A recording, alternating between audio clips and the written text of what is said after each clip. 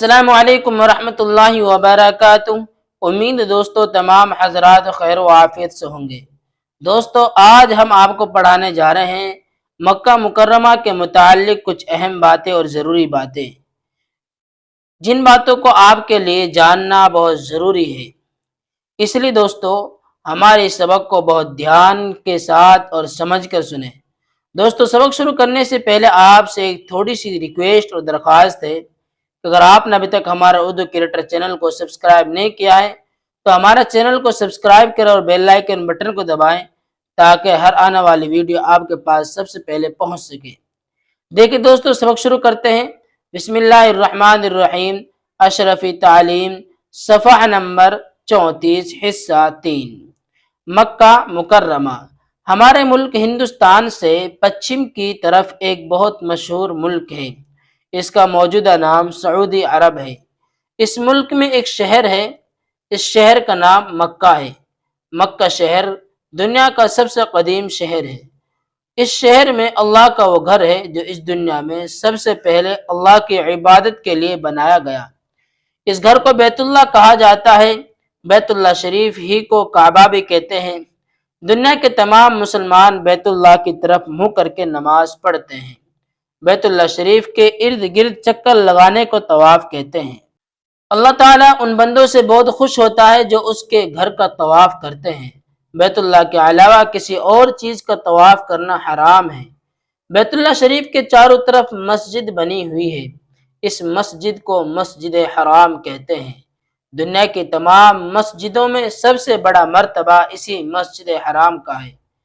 مسجد حرام میں ایک نماز پڑھنے سے 1,00,000 نمازوں کا ثواب ملتا ہے۔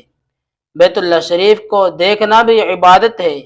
اللہ تعالیٰ کی جانب سے بیت اللہ شریف پر روزانہ 120 رحمتیں نازل ہوتی ہیں۔ ان میں سے 60 رحمتیں طواف کرنے والے کو ملتی ہے اور 40 رحمتیں مسجد حرام میں نماز پڑھنے والے کو ملتی ہے اور 20 رحمتیں بیت اللہ شریف کو دیکھنے والے کو ملتی ہیں۔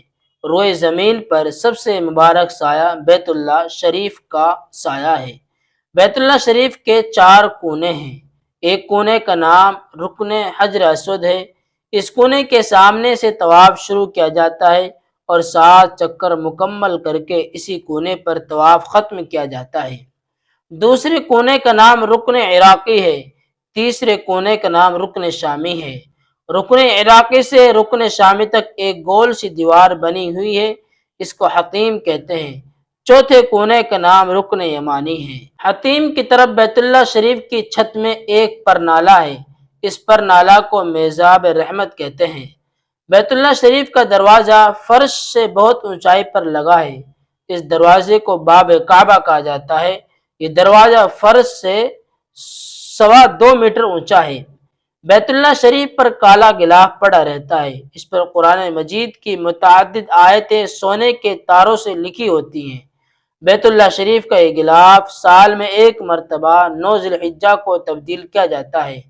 مذہب اسلام نے دنیا کے تمام مسلمانوں کو ایک مرکز پر جمع کرنے کے لیے انہیں حکم دیا ہے کہ وہ کہیں بھی ہوں، جب نماز کا وقت ہو جائے تو وہ بیت اللہ کی طرف ہی رخ کر کے نماز پڑھیں۔ مسلمانوں کے لیے بیت اللہ شریف بےحد قابل احترام ہے، مگر اس کے باوجود مسلمان بیت اللہ شریف میں لگے ہوئے پتھروں کو نہیں پوجتے اور نہ ہی حجر اسود کو پوجتے ہیں اور نہ اسے نفع و نقصان کا مالک تسلیم کرتے ہیں۔ مسلمان صرف اللہ ہی کی عبادت کرتے ہیں، اللہ کے علاوہ کوئی اور عبادت کے لائق نہیں۔